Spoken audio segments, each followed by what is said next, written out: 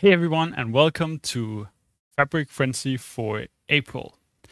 It's been a few months since the last time we did this show. Yeah.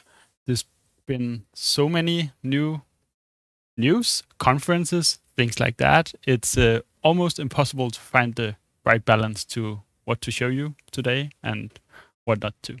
Yeah, and as you said, it has been a while since you did this last, and it has been quite a while since I've been on this stage with you. Yeah, on this in this studio. I think it live, was so almost a year ago. Yeah. At the launch of Fabric. at the launch of Fabric. Yeah, exactly. So Speaking of which, yes, in a little less than a month, we have Build at Microsoft, which Microsoft Build. Yes.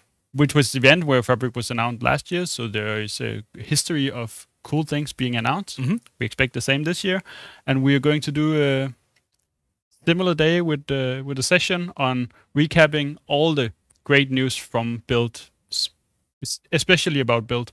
A month from now, Yes, the week after Build the week after Build, will be on live. Wednesday, Yes. we'll be live during the midday. So reserve your calendars. It's going to be a blast. It will. Great. But we're here to talk about the news from April. And as usual, we're going to have a spotlight feature. Mhm. You know what it is today. Yes. People who check my LinkedIn also know what it is today. So spoilers there. We'll go through the overall news. Mhm. You have I actually attended Las Vegas conference. yes, a few you months ago, a few agreed weeks ago. to come here and share your top 3 features, favorite features, Yeah. or And you made me select only 3. I couldn't, but I still did it. I think that's so. great. Yeah, you could probably have picked 20. Yeah. Easily. And then we are going to do a quick feature demo. Coincidentally, it's going to be the same one that we're doing at Spotlight. Mhm. And finally, a little tip of the month Yes. to take home and think about. So glad to have you all here, and you're in for an interesting half hour here. Yes. So our Spotlight feature for this month is, of course, mirroring in Fabric, because it was announced almost a half year ago, but now finally we have it in public preview. So anyone who's out there tuning in, watching this, can go and sign up for this preview themselves, and you don't even have to sign up. You just need to go to your Fabric tenant and check in administration settings, and you're able to test it. Did you look into it yet? I did look into it, and I am still on my heels about how easy and fast and just approachable this new feature is in Fabric. I don't need to do anything in writing code or technology. I can just do this with a mouse, and then I'm good to go. Exactly. And later today, we'll actually go through and show a live demo of how to set up a mirror in Fabric. Yes. We'll talk about some of the prerequisites, but once those are done, we'll show how absolutely easy it is to set up, how easy it is to keep it running, and how quick it will run. It's interesting to see if it will be fast enough for our preference. Yeah, and also actually how fast we will get changes and how fast the mirror actually works. Exactly. So yeah, Great. a cliffhanger there. Cliffhanger there. So we are talking about Fabric, and we've been talking about that every month for the past year. For anyone who's listening in who don't know yet about Fabric, Fabric is an end-to-end platform serving all the needs of an analytics data platform. So you have all the tools that you need to retrieve, ingest data. You have all the tools and more you need to transform that data, prepare that data, make it ready for what you need to use it for, be that machine learning or data analytics or reporting. And then you, of course, also have the tools to actually use that data. Power BI for reporting, Data Activator for alerts, and more. And finally, one leg in the middle of the whole thing, stitching it all together in a nice, coherent, unified platform. The OneDrive for your data. The one drive for your data. So the news today, we brought here a few slides of the news, and it is crazily a lot. I mean, there's no way we're going to be able to go through all of these. So as usual, we've had to pick and this is only for April. This is for April, and it is so overwhelming. A little bit of March. But still overwhelming. Yeah. Even though you are trying to catch up on what is happening inside Fabric, then this or last month's releases were just It is- out of this world in both amount and features and usability. So I'm sure if you wanted to check up on every new feature, try it out, work with it, it would be a full-time job or more just to Yes. keep up with those features. yes. So we picked some top news, and I picked some, and you picked 3 for later. But these are some of our common favorites. So there is a new visual in Power BI. Yes. That's always interesting. There are several notebook improvements and a new percentage run command for notebooks, which is doesn't seem like a lot, but it really is a neat feature that gives a lot of flexibility and usability. We have an expression builder for pipelines. Ooh, I love it. Yeah. It's Back going to to the be- old SSIS days. going to be much more intuitive to build something. And honestly, for me, the expression experience in pipelines has always been the little awkward thing that tried Yes. to be a no-code thing, but then you had suddenly a programming language Yeah, that you need to learn. that you need to learn, but there were no IntelliSense and there were no No. clear documentation. Now there is an actual UI to help you make those expressions, and they suddenly feel a lot more intuitive than they did before. Yes. Then we also have an event house, which I know Event that you are excited about. I'm somewhat excited about Event House because now we have the possibility to actually logically group our KQL databases, our real-time analytics services, in an Event House. Look at it as a server for your databases, and then with a sprinkle of functionality and features. But we will get back to that later on. Exactly. We have some AutoML features, which is very neat if you want to get started with machine learning. AI, not the generative kind of AI, not the let's talk to a chatbot kind of AI, but No. the actual number crunching, deep math statistics, The algorithms. the algorithm part of AI. Exactly. If you want to predict your churn of your customers or something like that, well, then there is a neat tool to get started and get some quick results and get some inspirations of what models could perform the best. Yeah, and also a fast-paced journey on. I have some data set. I would like to what kind of parameters do I need to use in my machine learning model, and then I have that. Then I'll get help from AutoML. Exactly. And finally, more support for Git, CI/CD, and deployment pipelines for Love various artifacts in Fabric. Yes. Very always important. I think we've had this on the news for the last 4 times because there's we get always more, but it's also been so much a hurdle waiting for some of these. Yeah. And in my experience, we have been talking about, is Fabric ready yet for enterprise use cases? If we're not there yet, I would say we're getting awfully close with some of these awfully new, close. Yeah. some of these new features. And if the streak for releases in Fabric and Power BI will be the same going forward, then we will be there pretty fast. Yes. Oh, yes. So let's start with that, with the Git, with the CI/CD, and the deployment. So we have now we have support for notebooks. Yes. We have support for pipelines, and we probably have support for other artifacts that I may have missed. Spark job definitions. Yeah. Things like that. We also have the capability now to go and add automatic rules during the deployment of these. So for example, if we have a bunch of notebooks in our dev environment, we want to push that to our test or production environment. Of course, we don't want it to still point back to our development lakehouse. We want to, of course, switch that to point to our test lakehouse or our production lakehouse. We can use this deployment rule to now switch what default lakehouse our notebook is using. Yes. A sort of a parameterization Sort of of. connection strings and workspace names and so forth. And I'm glad you say that, because that is something that I would have hoped we also had the ability to make our own parameters and change them here in the deployment rule. That is not a thing yet. No. We're only able to switch the default lakehouse. Yes.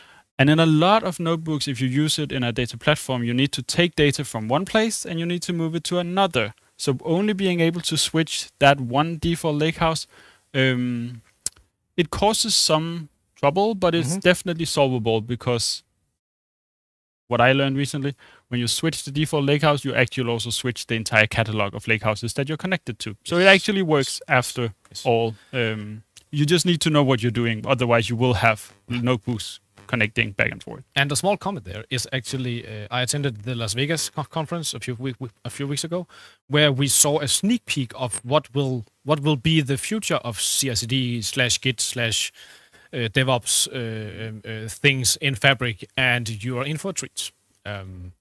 It will be so easy for the business user to deploy to new environments, and it will be not as easy, but still easier than it is today for technicians and dev people to work with CI/CD with both Git and DevOps and so forth, and they don't need to leave Fabric at all. Because that's what we really want to get at. Because today, or at least before, we had this weird clash where, yes, we could do deployment pipelines with a UI that helps the business users or the light technical users still do some deployment, but it didn't necessarily speak too well with the big complex Azure DevOps setup. And if we can make the business users happy and not having hurdles of going through Azure DevOps, and we can keep the technical people happy, would be very nice. And things will still be in DevOps, but you don't have to leave the Fabric portal. Exactly. That is what we want. We saw it as a sneak peek, a so-called sneak peek in Las Vegas, so we don't know when that will be available, but we just saw it, and as we only saw it on a slide deck, I can't even show you screenshots or something because I don't have access. Of course. Then we also have a new visual, which is the 100% stack chart. Yeah, I personally not the one I was waiting out the most for, but I really do like that the visuals now one by one is getting this overhaul. It gets all the new sets of formatting features, and if you follow any people on Twitter or LinkedIn or X, you'll see that the amount of high quality visuals and pretty reports that are being created these days are it's really better than it used to be. Yeah.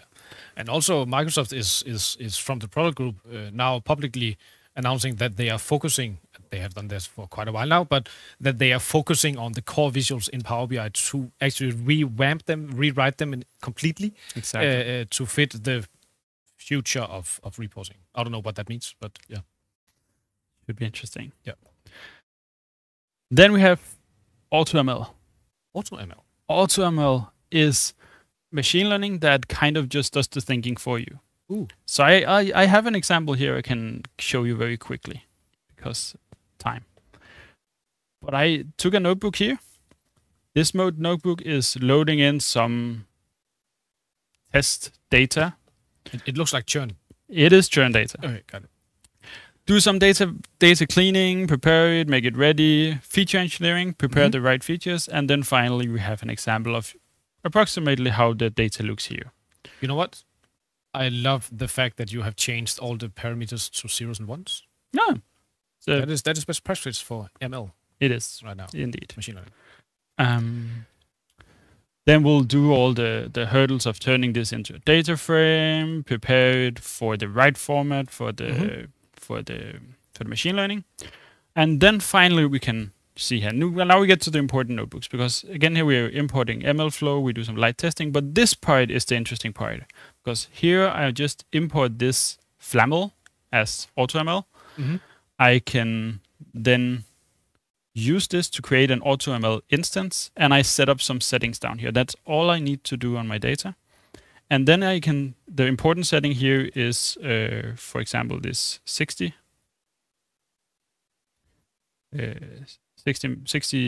sorry, that was actually correct. 61, which define how much time I want to sacrifice by it trying different things and optimizing and finding the best model. And we're in a hurry here, so we don't have a small note to the attendees. We have a minor glitch in the technology today. So if you see a blackout in the screen sharing, then we're sorry for that. We are trying hard in a live stream to handle that right now. So sorry. Yeah. can run this, and we can now import that training data. Let's just run all of them. Anyway, we don't need. So we can run all of them. So while this is running, I think for me the really interesting part about AutoML is that you don't need to be a machine learning expert to try to approximate a model that may be a little bit useful. No. It'll help you create that first draft. It's almost like for Power BI, we have the Copilot that can help us create the first report. It may not be a perfect report. It may not be the perfect machine learning model that it uses, but it gives us a starting point, and it gives us an idea of what could be the potentially great models to work with here for the machine learning use cases. So I really like how we can, with a pretty simple code, set up a test run and actually run it. Yeah. And so the AutoML feature outputs a machine learning algorithm that I can then afterwards tune to fit my business needs. Yes. Yeah, great. Or you can pick up some metadata from what it found and check what kind of model did it run, what kind of parameters did it prioritize, and then you can use that as your own insight into giving it a new go, maybe from scratch or fine-tuning or so. So actually, workflow-wise, similar to having that Power BI report help you create a draft, the AutoML helps you create a draft. Okay. And I do want to call it a draft because it's an AI. So the AutoML is kind of an AI that makes AI. So it's an AI on AI. It's a machine learning that creates other machine learning models, and it doesn't understand your data. So you may, if you don't know your data and you just blindly trust it, it may infer things that are impossible. It may infer things that are already connected. Okay. Yeah, and it may look at reverse causality, and suddenly it predicts your salary based on how much taxes you're paying, which it's the other way around in reality. Okay. So this is not a silver bullet. It's definitely not a silver bullet. Help and a support to get inputs and guidance on where your machine learning models could go. And it's a tool that can make you able to do a proof of concept or an experiment in a much shorter time than before. Okay. So the important part, while we wait for the last results of this one, because we did tell it could run for a minute, so that's what it's doing. The last message I want to say about AutoML is that it is simple and easy, but as you saw before, we went through a ton of notebooks to prepare the data, to feature engineer the data, to initialize it, to make it the right format that's efficient for being trained here. And I think it goes without saying that if you ever want to do some machine learning, the first hurdle you'll ever stumble upon is that to have any good machine learning model, you need to have good data, and it needs to be transformed in a way that fits machine learning, the machine learning paradigm. Yes. So data preparation is the first step to any machine learning or AI for that matter. Yes. And shouldn't be seen as a shortcut to skip through that part and just throw data at some algorithm. That won't work. It needs to be structured, it needs to be neat, and it needs to be good data. So AI is yes, it is the future because that will drive us to new possibilities. Yeah. But data fuels the AI. Exactly. We need data. Exactly. Great. Got it. And you can see here it came back with the settings. So the best hyperparameter config here it found was doing 6 iteration with 4 leaves and 24 something and ending up with a learning rate here. So we get some 2 non-data scientists trying to demo exactly. data science. We get some metadata back that helps us explain how good did it perform and what are the important parameters. Okay. Hopefully, we will see this in a demo later on how it actually works with a description on the details behind it. Because yeah. We have data scientists here running around, and perhaps we can tackle them to be here. Should be fun. Yeah. Next one, Event House. Do you want to say something about Event House? Yeah, Event House. Imagine that you have if we take this back to the SQL Server days, then in Azure you have an Azure SQL, which is as you just have a database, and you can't manage the server on top of it. Now with Event House, we have a server on top of your KQL databases. Look at it as a server, where you can put different KQL databases underneath this event house or put it into the event house, and then you will have a contained view of all your KQL databases in that event house. And with the event house, you will also get high-level details on the metrics in the event house. How many data are you storing in each database? How is the compute running? Do you have any outliers? Do you have anything that you need to take care of in the event house? And there is a limit to the amount of KQL databases in the event house. But I've heard, I haven't found it in documentation yet, but I heard in Las Vegas that we are talking hundreds of thousands of databases inside the event house. So I would love to see that business case where I need 100,001 database inside an event house. I don't think that will happen. So this also gives us capabilities to build medallion architectures in real-time analytics, where we can now stream data real-time into a KQL database and actually have that process to the gold layer within milliseconds using the event house. So that will be extremely well placed in the Fabric universe.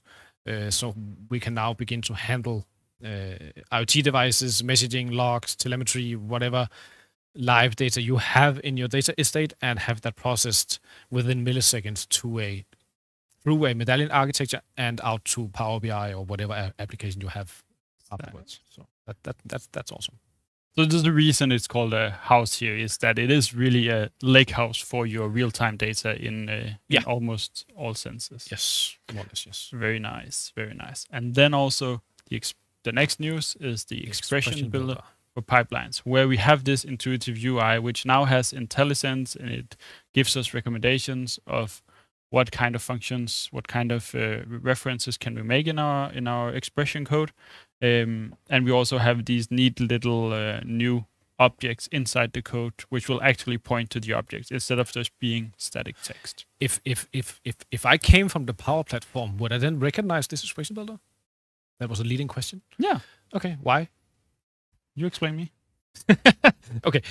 This expression builder actually looks a lot like the expression builder in Power Apps and Power Pages and Power whatever Power we have right now. Yep. So if you are fond of no-code/low-code approach to building expressions, then you get a lot of help here. And if you already know your way around Power Apps and Power Pages and the expressions there, then you are already good to go here. Great. Notebook upgrades. I have been waiting for this and complaining about the problems with notebooks parallelization since at least half a year ago. So if we turn back time, half a year ago, if we wanted to run any notebooks, I could start working in our notebooks. You could start working in a notebooks. But if we had a third colleague who wanted to also do this, his notebook would fail, because already with 2 notebooks running in parallel, we were at the capacity. What was that capacity? That capacity was 128 cores, as you see on the slide here. So even though I was on a trial, I could not run 3 notebooks in parallel? Nope. Wow. Even though you're on F64, you could not run 3 notebooks in parallel. That was changed. That has changed since. So we had a max cores 128, but we had each of the notebooks reserving 64 cores because they had this default setup with being medium-sized, and it could scale up to 8 cores per node. So it took up 64 reserved capacity for your notebook to make sure that it always had enough for your notebook to run. Very problematic. It says total parallel notebooks 3 here, but that's actually not right. It was only 2 in parallel. 2.5. Yeah. So that has changed out. 3 features help change this. The first feature is bursting. So now we can actually use 3 times as many cores as our capacity is sized for in a short amount of time. So in short term, we can actually use a lot more than that limit. That's nice as a beginning. Then we also have job queues. So if you and I worked on a notebook, our colleague also worked on one, and he ran over that limit, his job wouldn't fail anymore. It now will queue up, patiently wait until it gets its time in the queue, and it will then run like we need it to do. So I will no longer see an arbitrary error message when I try to run the notebook. That's no guarantee, but not for this, Hopefully. not for this reason, anyways. And finally, optimistic job admissions, because now our notebooks got a little bit more optimistic, a little bit more smiley. Maybe they can feel the sun coming forward here, which means that now instead of reserving the max needed cores that it could anticipate it needs to have, it reserves the minimum amount. Great. So notebooks works much better.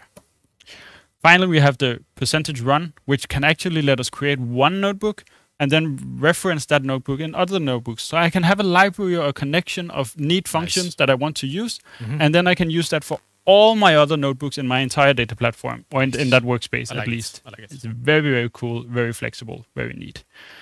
And Fabric Conference. Ooh, yeah.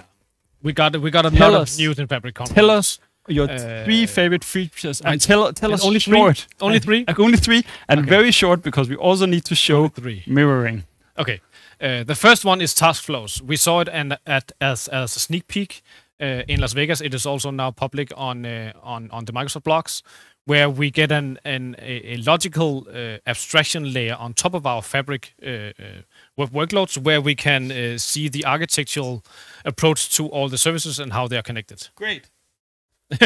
The next thing was folders, and folders and folders. Best news ever. Now we can put our things in folders, and we can actually create our items directly in the folders. You need a small hack to do that, but perhaps we can get back to that in a later state. It lets us structure our things much better. Yeah, and one of the big things here is that we also get data flows Gen 2 with delta loads. So we can now, with a very, very few clicks with a mouse, enable delta load on our data flows Gen 2. We actually only have to mark our date time column, and then Microsoft Fabric will do the rest for us. That is amazing. So for someone out there who maybe didn't hear yet, what exactly is a delta load?